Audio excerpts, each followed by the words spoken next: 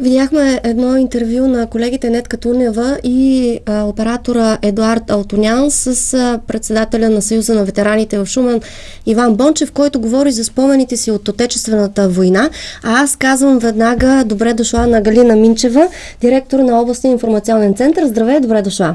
Здравей, добре заварила. Добър ден на всички зрители на телевизия Шумен. Днес темата ни е 9 май, Ден на Европа и финален ден за Отечествената война. Според теб, на кое трябва да се набляга повече в този ден? На жертвите, които са дадени в това мащабно кръвопролитно събитие, или на началото на обединението и желанието за мир? Безспорно трябва да има памет, но според мен второто е по-важно, началото на обединението. Защото и през последните години все повече личи това, че светът става все по-глобален. Ние нямаме какво да делим помежду си. И за да има ценности в нашето общество, трябва да сме обединени, трябва да ги споделяме тези неща. Трябва да забравим войната, ако искаме да живеем в един по-добър свят, защото само върху обединението той може да се гради, а не върху войната. Обединена Европа безспорно предлага доста политики, от които ние можем да се възползваме. Не само финансови, но и инициативи, а въобще и всякакви такива и инициативи, които и целят подпомагането, не само финансиране, разбира се, и развитие на младите хора у нас. Съвсем скоро тук приключи един конкурс, най-добрата идея за стартап бизнес. Разкажи ни малко повече за нея. През какви етапи минаха участниците? Какво въобще представлява тази идея? Каква беше целта? Ние обявихме конкурсът в началото на месец април. Идеята ни беше да се включим по този начин малко нестандартно в една национална кампания на мрежата от областни информационни центрове в страната, която беше под надслов "Успешни заедно". Тя беше насочена към бизнеса. Трябваше да провокираме по някакъв начин бизнеса, той да се включи в тази кампания. Много от нашите колеги в страната направиха дни на отворени врати с предприятия, с фирми, които са участвали по някакъв начин и са получили финансиране от фондовете на Европейския съюз. Ние също правихме такива приемни, само че в областния информационен център канихме фирми, които искат да научат малко повече за актуални процедури за кандидатстване в този период. Нашите експерти ги информираха, но решихме, че няма нужда да ходим по предприятията, защото малко или много бизнеса не обича така да се отваря в такава степен към обществото. Не искахме да ги притесняваме в тяхната работа и затова решихме да направим тази кампания в Шумен с младите хора, разбира се, комбинирано и с бизнеса. Конкурсът "Най-добра идея за стартиращ бизнес" беше точно така попадение, бих казала, защото срещнахме в този конкурс както предприемачи, така и млади хора, които имат идеи, искат да правят бизнес, искат да се учат от предприемачите. Има такива хора в Шумен? Има такива хора, да. Конкурсът премина в два етапа, но преди да кажа по-подробно за всеки един, да кажа хората, които ни подадоха ръка. Защото един такъв конкурс не се организира толкова лесно и за краткото време, което ни коства на нас, може би около 20 дни беше с двата етапа заедно. Ние нямаше да се справим, ако не бяхме получили помощта на Европа директно, на Предприемаческа академия КРУ 21, на Центъра за кариерно ориентиране в училищното образование. Изключително много сме благодарни на тези три организации още, които ни подкрепиха, защото те помогнаха и в изработването на методиката, по която ние оценявахме получените идеи. Помогнаха също така и в разгласяването, най-важната част, разгласяването на тази идея за конкурса сред възможно най-широк кръг хора, където има младежи, да достигне идеята. Защото ние не сме слагали долна граница в този конкурс, поставихме горна граница 29 години, в унисон с идеята на Европейския съюз, когато се говори за начинаещ да стартиращ бизнес, той да бъде за младежи до 29 години. Оттам нататък двата етапа. Първият етап стартира на 4 април. започнахме да събираме идеи, обявихме го официално на пресконференция. Идеите трябваше да бъдат в формат една страничка, описани съвсем простичко в така 4 най-важни пункта, сред които каква е идеята, как тя ще се реализира, какви са конкурентите на тази идея, иновативна ли е според автора или не. Не сме слагали и граница за това дали авторът на идеята може да участва сам или може с екип от други хора. Затова и в конкурса ни, нещо, което така много ни впечатли, със задоволство отбелязвам, участваха и екипи, най-малко екипи. Така че в първият етап получихме 23 предложения, буквално за около 7-8 дена. Доста кратък срок. Доста кратък срок, да, точно така. Радващото е, че те бяха от... Най-младия ни участник беше 16 годишен, така най-възрастния 29. Като обаче в екипите имаше и хора, които бяха и над тази възраст. Но хората, които представяха идеите си след това във втория заключителен етап, бяха до 29 години. И всъщност автора, който те бяха излъчили да представя идеята, бяха спазили това ограничение възрастовото. Така, и във вторият етап вече искахме, след обучение, което преминаха участниците, които излъчихме, от тези 23 идеи, 14, на 14 дадохме шанс да продължат във втория етап. Защо само на 14?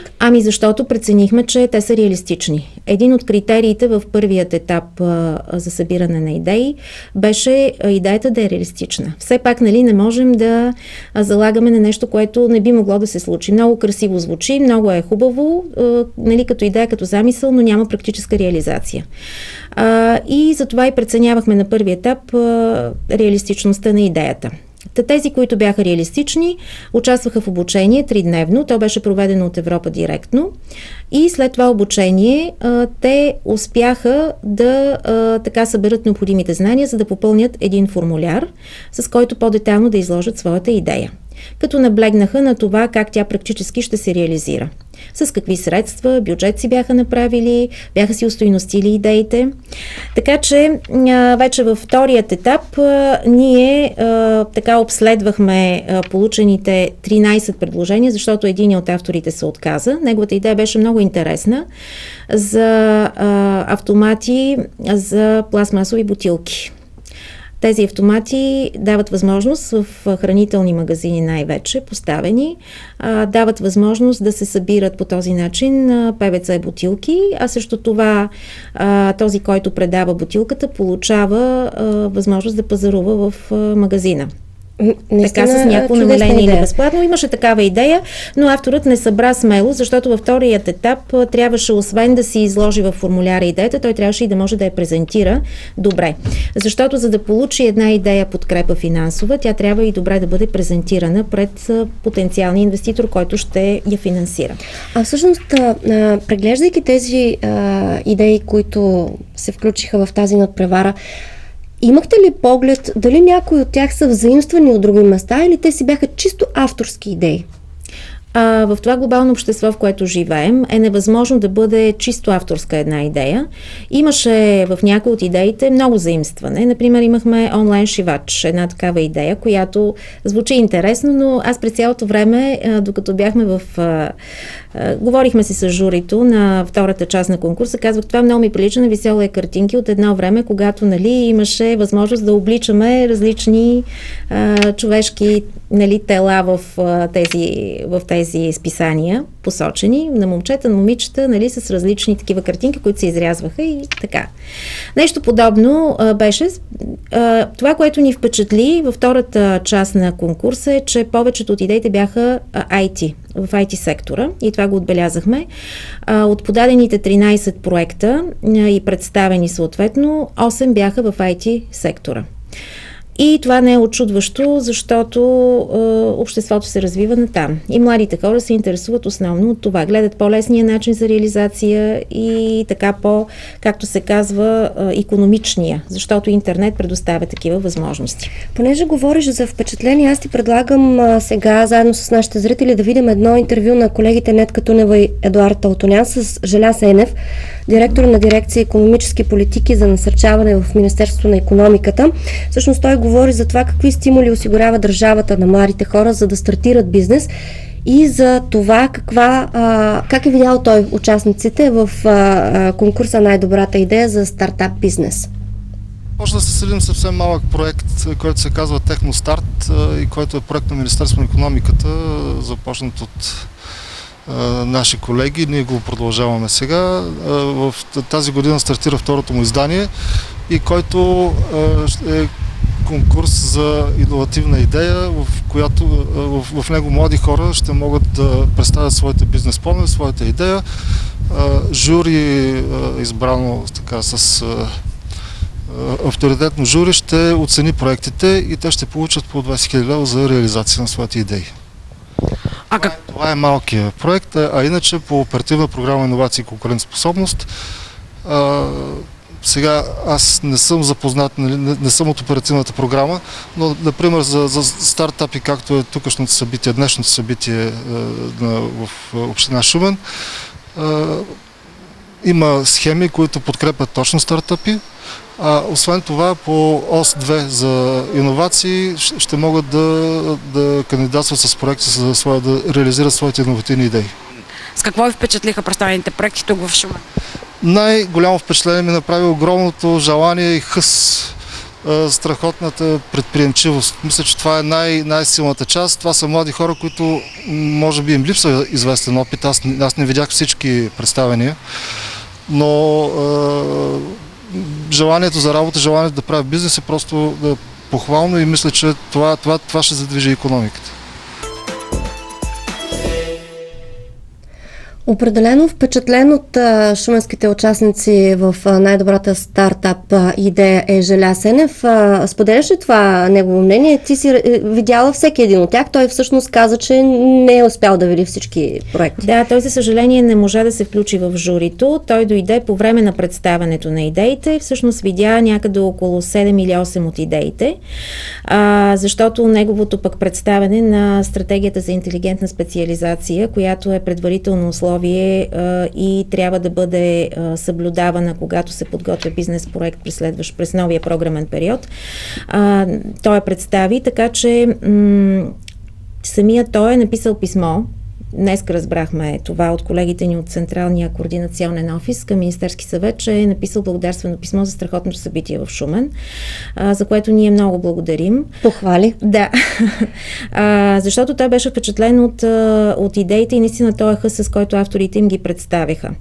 И по-специално той дойде точно когато се представяше Петър Бодуров с неговата идея електронна платформа за Work and Travel. Всъщност тя е екипна идея отново. Интересни са тези идеи. Аз исках да акцентирам на критериите, по които ние ги оценихме и в крайна сметка излучихме победителите на първо, второ и трето място. Един от критериите беше цялостно представяне на идеята, на концепцията. Тук вече включваме презентационните умения на автора, иновативността на идеята, доколко тя е наистина нова, различна от сходни такива, доколко идеята решава наболял проблем, има ли капацитет кандидата екипа за реализация на идеята, има ли стратегия за маркетинг и продажби и практическата приложимост на бизнес идеята. На практика тази идея, която отличихме на първо място на Петър Бодуров, тя покрива абсолютно всички тези критерии. За нея няма граници, както говорихме. Тя може в световен мащаб да бъде развита. Стига автора и да продължи и така да бъде настойчив, както и при представянето й. Наистина бих се радвала, ако тази идея получи пазарната си реализация. Нека обаче да чуем от самия автор Петър Бодуров. Взел първо място в инициативата Най-добрата идея за стартап бизнес. Всъщност какво представлява неговия проект?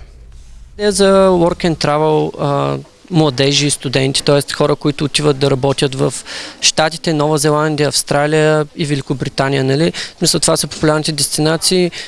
Мисля да започна с Щатите, защото това е най-популярна дестинация тук за Централна и Източна Европа. Нали? Аз имам солиден опит след 2 бригади и идеята е да започна с тях, но всъщност искам да създам платформа, която осъществява мечтите на хората, която им дава възможност да пътуват, да откриват нови култури и да имат възможност да го правят посредством намиране на сезонна работа и примерно отиваш, мечтаеш за Тайланд, намираш работодател, който да те вземе, който да ти плати примерно билета отиване и връщане, пари, които да ти покрият буквално през този там и примерно да седиш цяло лято или 6 месеца примерно. И да, идеята не е да изкарваш пари от тези пътувания, да трупаш опит и да осъществяваш мечти. Сигурен съм, че първите, които са пожелали да участват в тази реализирана идея на Петър Бодуров, са оператора Едуард Алтонян и колегата Нетка Тунева, които направиха интервю с Петър Бодуров. Дано се реализира тази идея, обаче какъв е пътя? Пътят е сега, той беше на първо място отличен. Ние бяхме привлекли като председател на журито евродепутата Ева Пълнова, не случайно, защото искаме да дадем максимална възможност на автора на идеята, отличена на първо място, да потърси съвсем реална реализация, чисто финансова реализация на своята идея.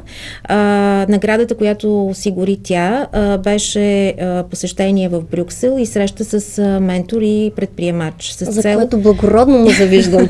С цел Петър наистина да се срещне очи в очи с човек, който може да финансира неговата идея. Другите награди в конкурса бяха от подобно естество. Среща с бизнес ангели. Знаете, това са инвеститори, които така имат възможност да подпомагат рисков бизнес.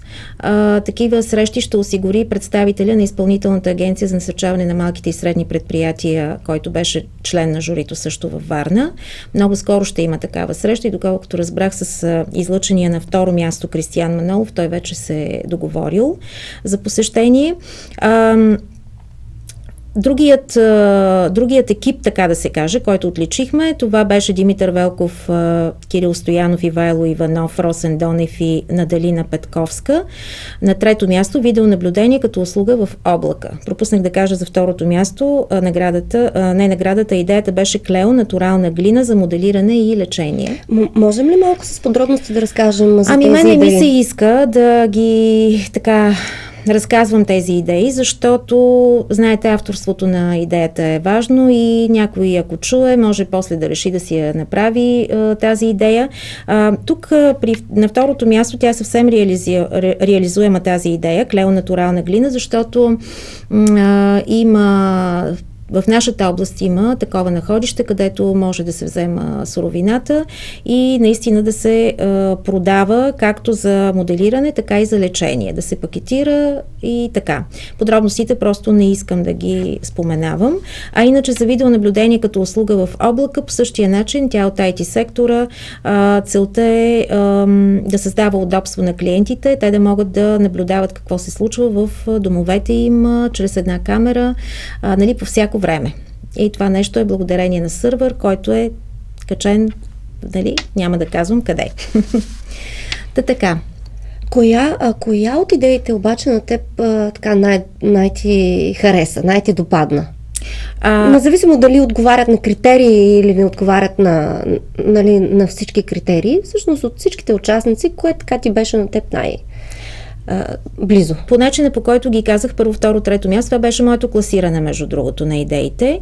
Аз съжалявам за една наша млада участничка, която е съвсем млада, на 16 години, един от най-малките ни участници. Тя така не събра смелост да представи своята идея. И още една идея, съжалявам, за мобилно устройство за малки деца.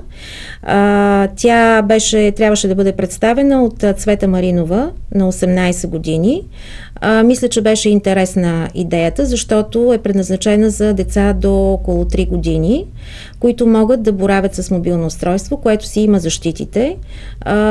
Тип и играчка и мобилно устройство едновременно.